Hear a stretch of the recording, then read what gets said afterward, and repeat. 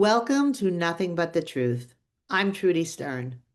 We begin tonight right here at home with something that should stop all of us in our tracks. Overnight in Rego Park in Queens, New York, Jewish homes and synagogues were violated. Let that sink in. Not halfway across the world, not in some abstract headline, right here in our own backyard. Families woke up to find their community targeted, not for something they did, but for who they are. And this didn't happen in a vacuum.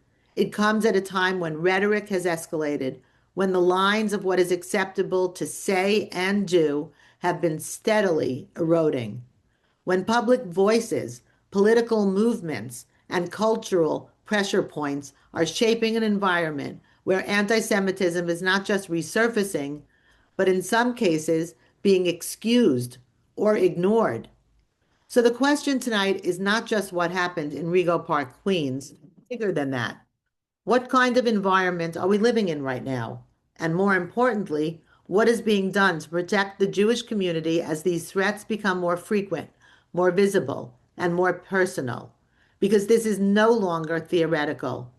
This is about safety, this is about preparedness, and this is about whether people can feel secure in their own homes and houses of worship. And that's why tonight's conversation is so critical. We're joined by someone who is on the front lines of this every single day.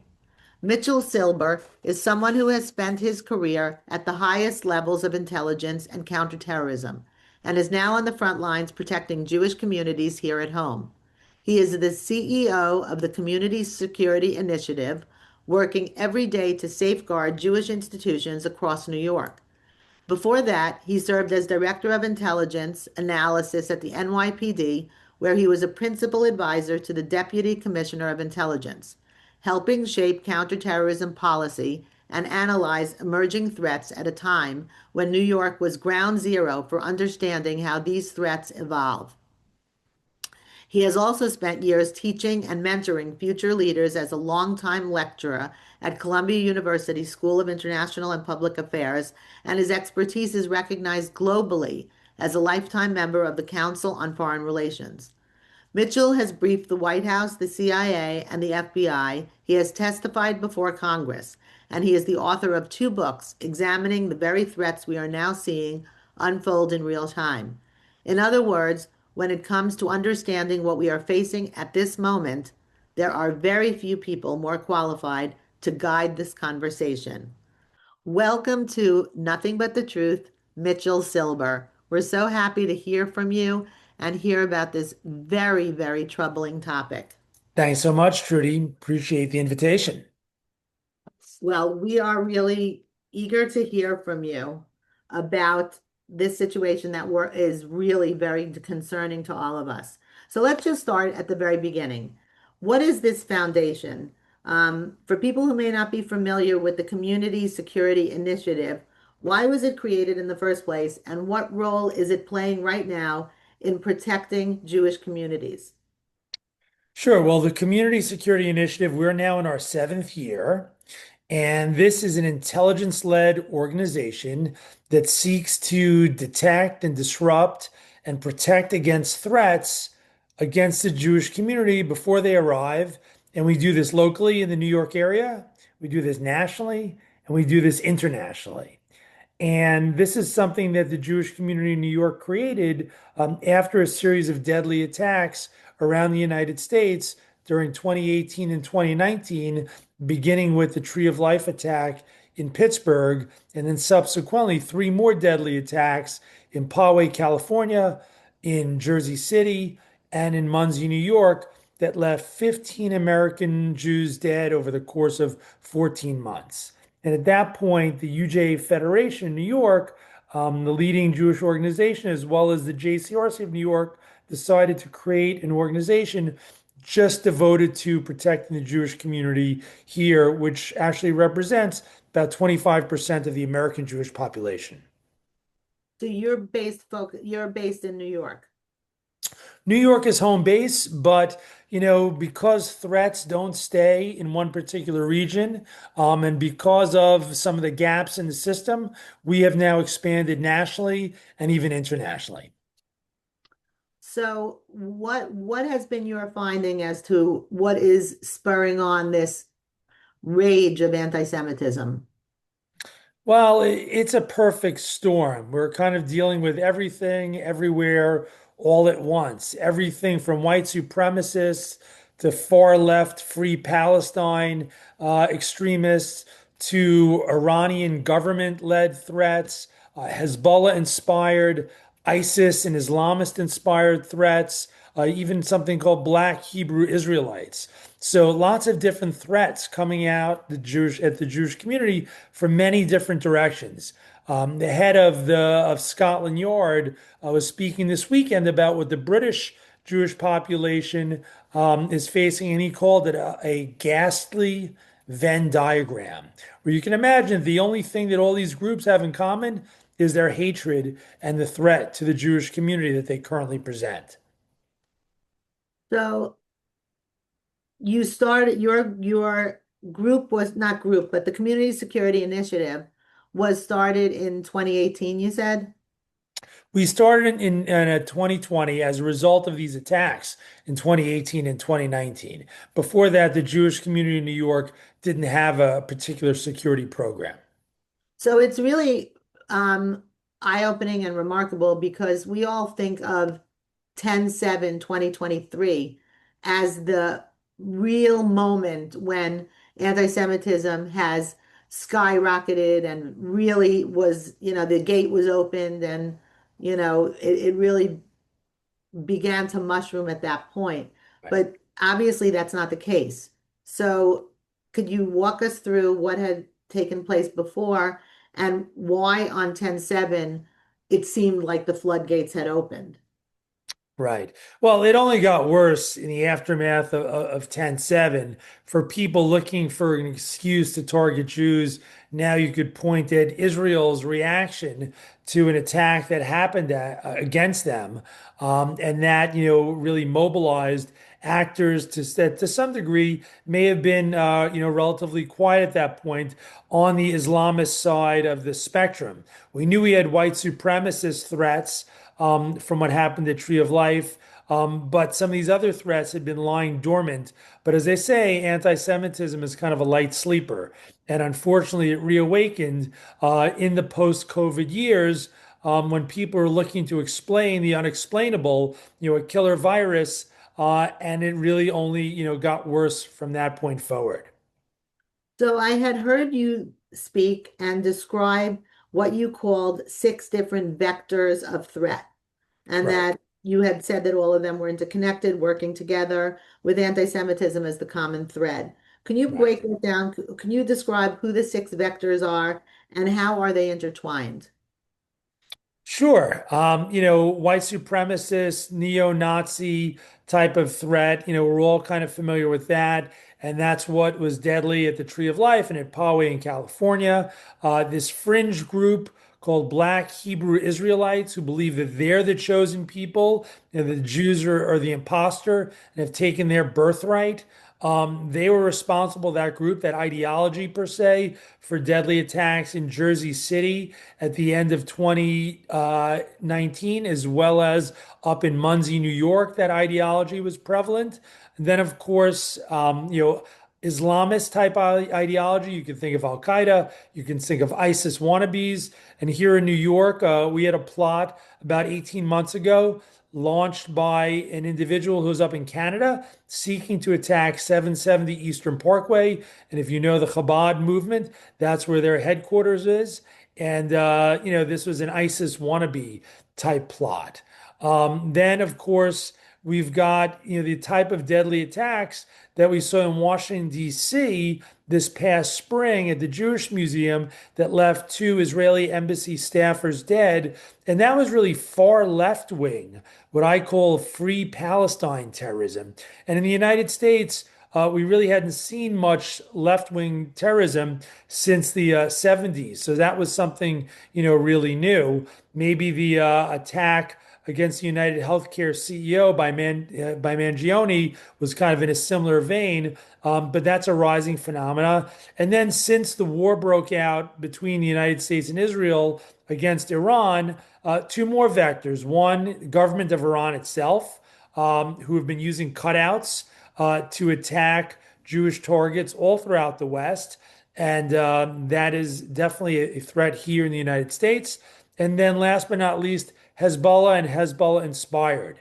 We saw in West Bloomfield, Michigan, a man whose family members were members of Hezbollah, died in Israeli airstrikes, and he decided to take action and attack a synagogue with 140 children in a young educational program, Temple Israel in West Bloomfield, Michigan. So those are kind of the six different vectors of threat that I see are facing the Jewish community. And, in most cases, these groups would be at each other's throats. However, the only commonality, the only thing that they have in common, the only overlap is their hatred for Jews. So that's kind of the situation we find ourselves here in. So have they begun to work together? Are they more cohesive? Are they a now larger group just against the Jewish community? And does that also translate into being just anti-West? Right.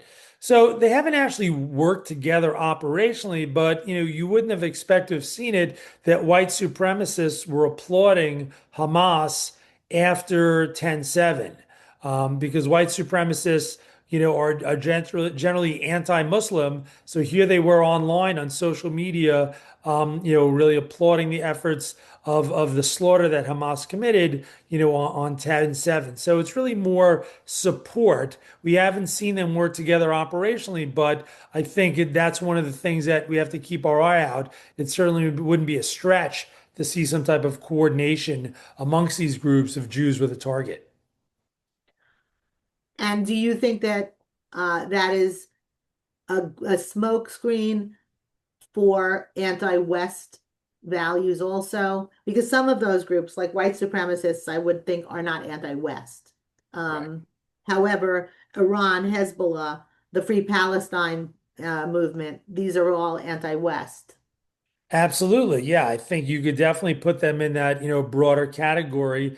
And, they may not agree on much, but as we saw on campuses, for the last almost 3 years, you had that alliance, the what they call the Red-Green Alliance, the far left, socialists, as well as the Islamists working together, because they were, Israel is really the canary in the coal mine for their anti-Western hatred. Really, it seems like a terrible, terrible circumstance that we find ourselves in now. So, Yeah. what is your what is your group doing? What I shouldn't call them a group. I mean, Yeah. Community Security Initiative. What are they doing? What in terms of, safeguarding the community?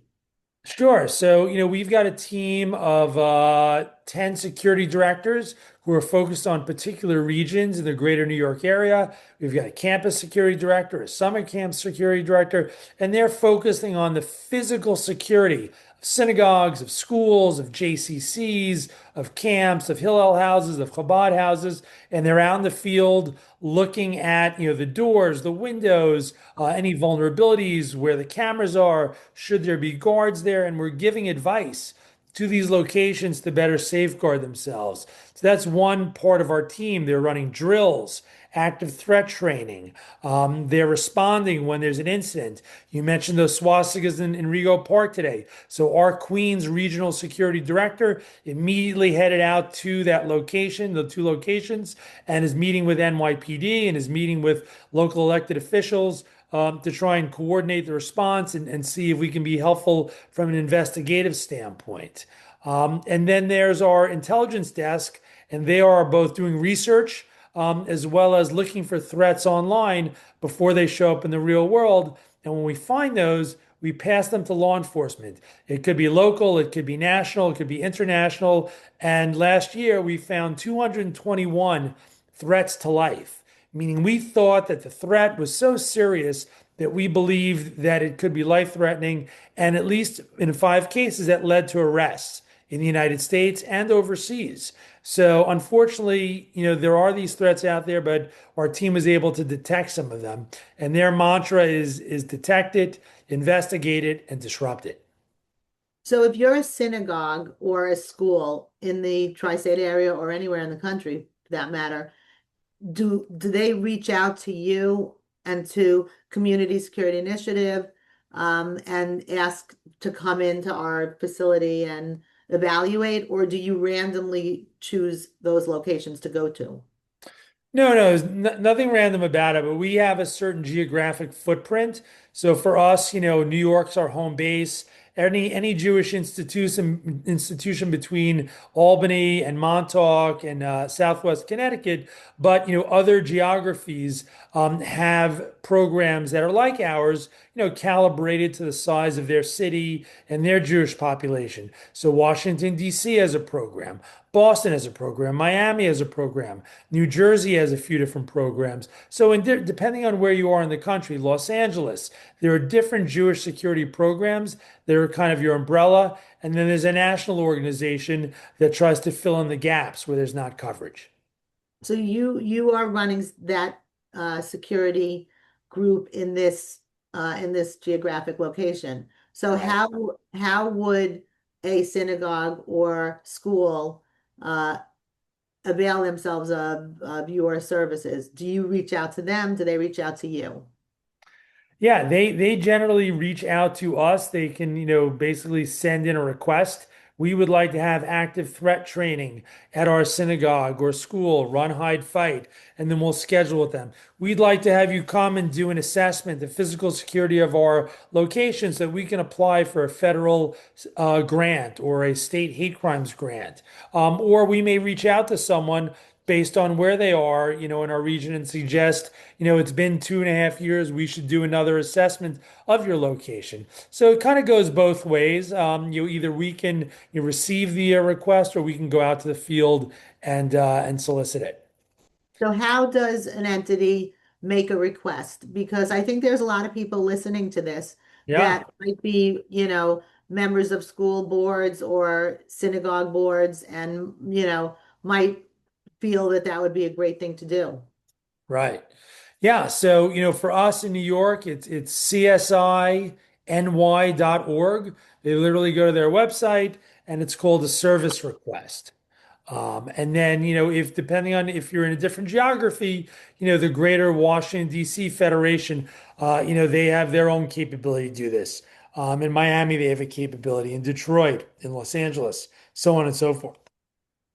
Okay, so for all of the people listening, if you would want a service request, you go to csinewyork.org and you'd find service request and you would be able to make that request and describe why you would want that, I suppose.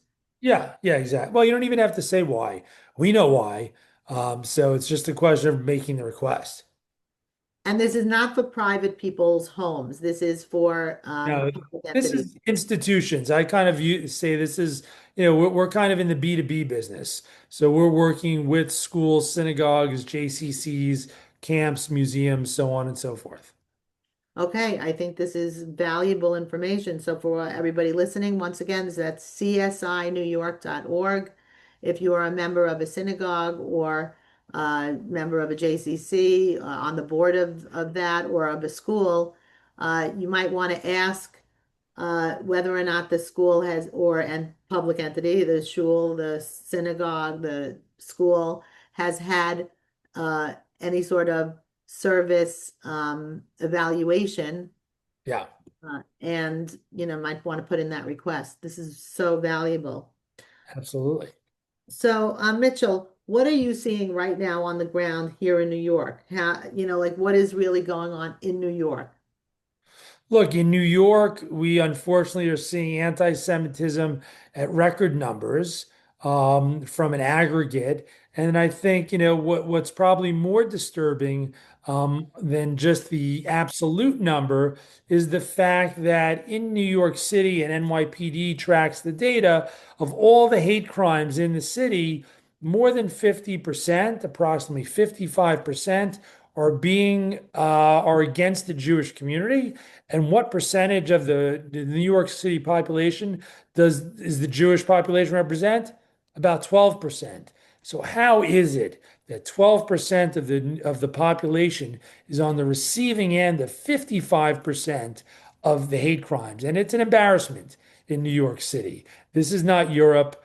This is the fact that this is the situation is something that needs serious attention. How different is this city with Zoran Mamdani at the helm versus before he was mayor? How has the city changed with regard to the Jewish community? Well, I think for the most part, a lot of what he's, it's been talk. It hasn't been anything that he's done to date.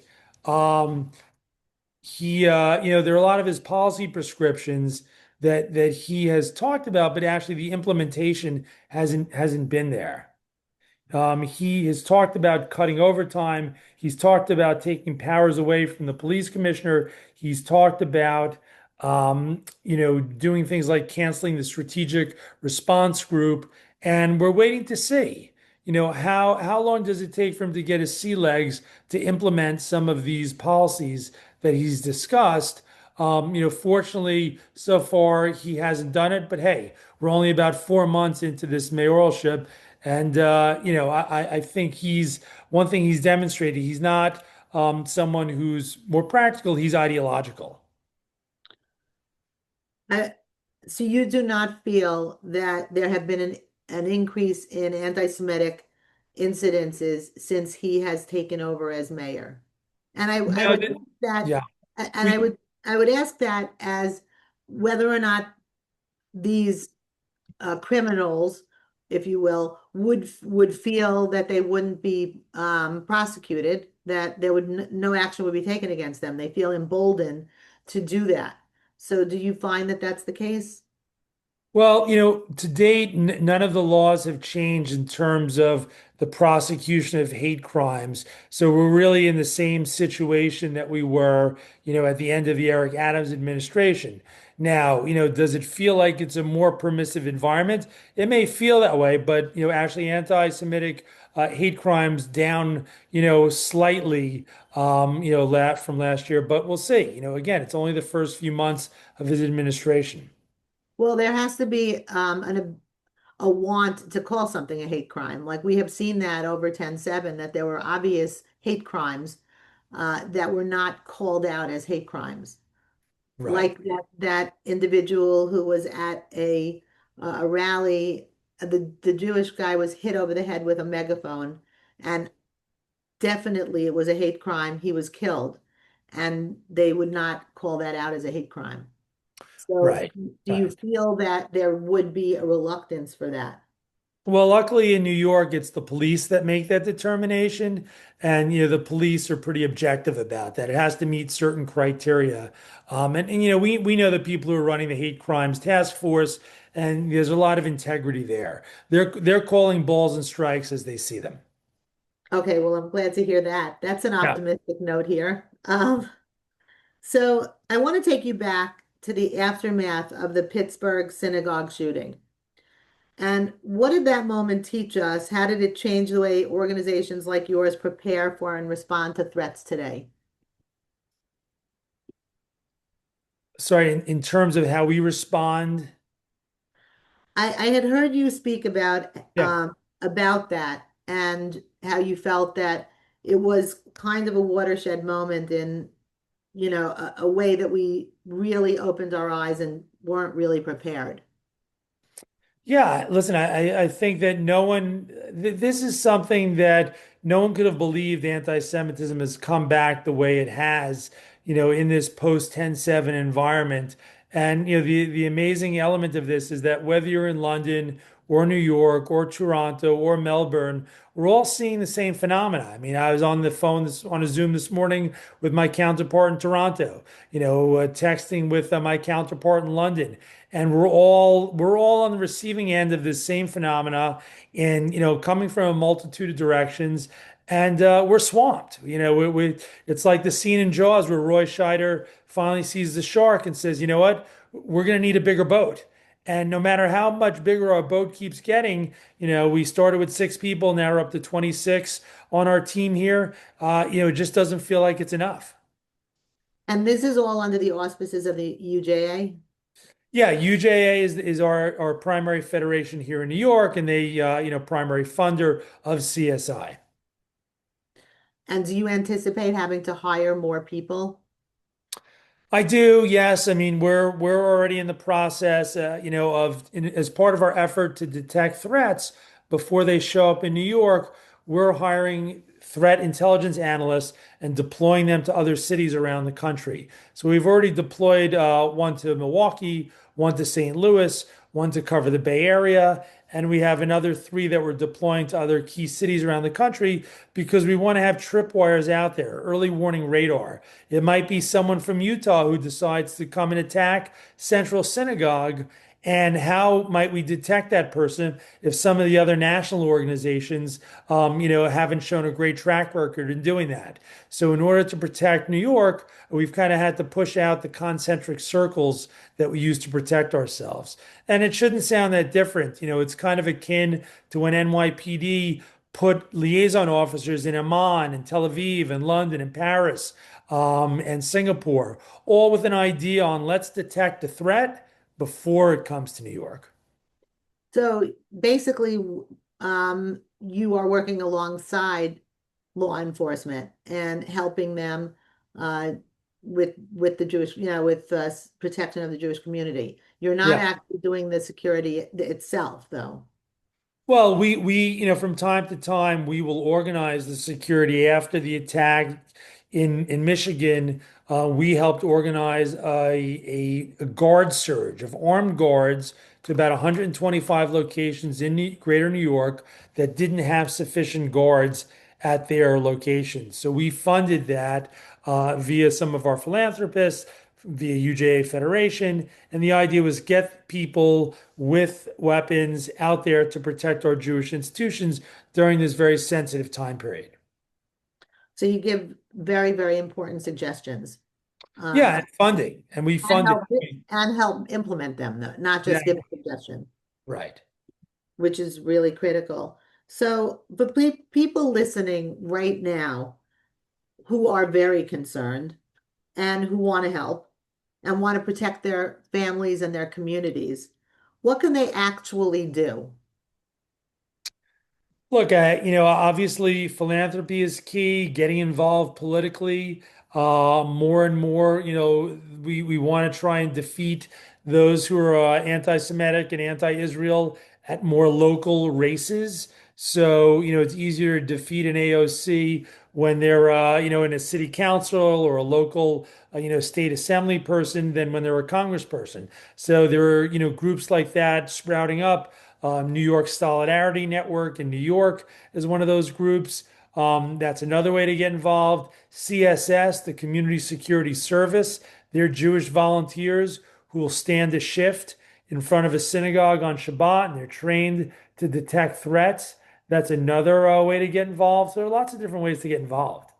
Well, what I really meant, well, thank you for that. And that is very helpful information.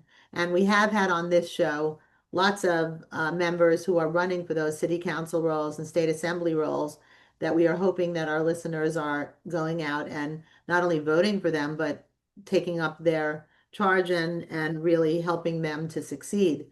But what I was really asking was with regard to what you do at CSI, Right. how can we help you? Like, so there's that, saying, see something, say something. Right. Is that helpful? Like, what would be helpful to the actual work that you're doing? Yeah, I think the best thing would be to make sure that the institutions that you go to, your synagogue, the schools that your kids go to, the JCC where you use the gym, ask them, or have they gotten a security assessment? Ask them about, their security procedures and protocols. Have they done drills? Put them to a little bit of the test to make sure that they are being, vigilant about keeping you safe as you live your best Jewish life. So you mentioned that, so first of all, that's a great suggestion. So everyone listening should definitely be doing that. Going into their shuls, into their synagogues, into their schools that their kids might go to, or the JCCs that they work out at. And, just asking the questions of the people who are running those institutions and asking them if they've had a service assessment and what are those things that are in place right now.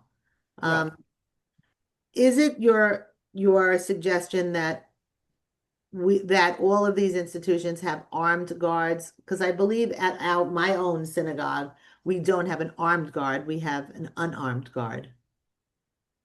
Well, look, this is a difficult issue because if you would have asked me this question, last September, I would have said, yeah, I think that's sufficient. And generally it is. However, if we look at some of the last few attacks, whether it was Yom Kippur in Manchester, England, or it was Bondi Beach in Australia, or this attack in Michigan, the attacks have been with vehicles, the attacks have been with firearms in Bondi Beach. In Michigan, it was both a vehicle and also an AR-15 rifle. And in some of those attacks, the only way to defeat the attacker was to have an armed guard there. So I think, unfortunately, to some degree, we were having to raise our game. That's why when we implemented a guard surge this past month, we decided to do only armed guard surge. So it is something that reluctantly, I think, Jewish institutions do have to begin to consider. Are you seeing a pattern with regard to the types of attacks that are happening? Yeah, we are, and it's just two types. I'd say one variant is this type where people are using vehicles, and they're often armed to some degree with a firearm, and that's what we saw in Australia. That's what we saw in Michigan. That's what we saw attempted last February here in Manhattan with Central Synagogue. And again, that's to the point of why you might need people, armed guards, to defend your location. But what we're also seeing is this spate of, arsons and shooting in the middle of the night at a synagogue in the UK, in Toronto, in other parts of Europe, in Amsterdam, in the Netherlands. And, those are plots that we think are most likely the hand behind that is the Iranian government. And what they're doing is they're offering people a reward in crypto if they do those attacks. Hey, $600 to shoot up this synagogue. No, don't necessarily kill anybody. Do it at night when no one's around. And it's really an intimidation tactic. Hey, light these four Hatzalah ambulances on fire in London.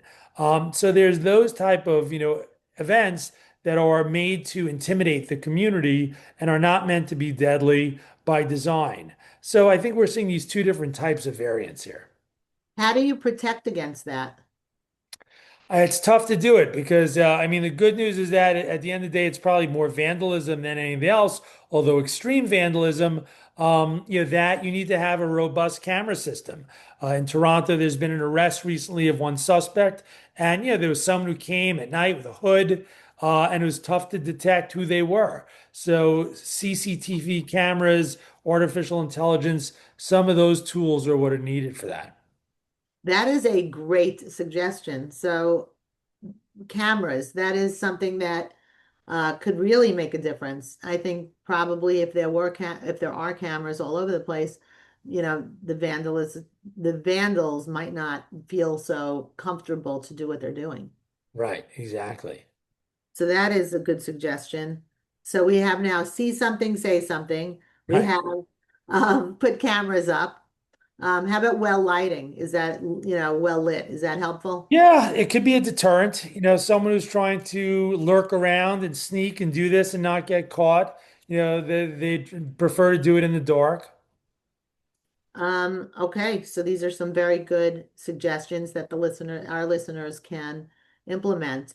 And Yeah. once again, Mitchell Silber at csinewyork.org, you can request a service request and analyze and see whether or not what is happening at your clubs or shuls or schools are actually up to, standards. You do drills also with communities. Yeah, absolutely. We'll come in and do this, active threat training, and look at the location.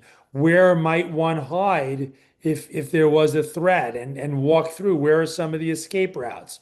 So we'll do that at a location so that if it ever came to be a situation where you needed to do that, you know it's not the first time that you and your congregation have thought about, where it is. Or if you're in a school, what rooms you might, use if you had to hide and kind of, lock doors, things like that. Wow, this is really invaluable information, and I want to I really appreciate the time that you've taken, and more importantly, the work that you're doing every single day. Um, Mitchell, it's really remarkable what you're doing and how much you are doing to save the community from a lot of very violent and horrible experiences. So thank you so much. Sure, sure. Well, listen, we don't want to see anyone hurt. We want to keep everybody safe, and that's our mission. Lastly, how responsive is the police force in, listening to the suggestions that you're making and hearing all of the concerns that you have? I think, when people say, how terrible the situation is, the one silver lining that I'm able to say is that, look, we've got amazing partners on the law enforcement side. They're our allies.